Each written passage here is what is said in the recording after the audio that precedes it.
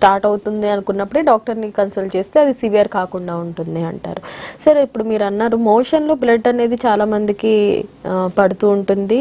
అలాంటివి అది ఏ సిమ్టమ్ అంటారో, అసలు అది ఏమైనా ప్రాబ్లమేటిక్గా అనేది కొంచెం చెప్పండి. మోషన్లో బ్లడ్ పడుతుంది కంపల్సరీ అంటే do I need to worry, అంటే బ్లడ్ పడడం వల్ల నేను వరీ అవ్వాలా?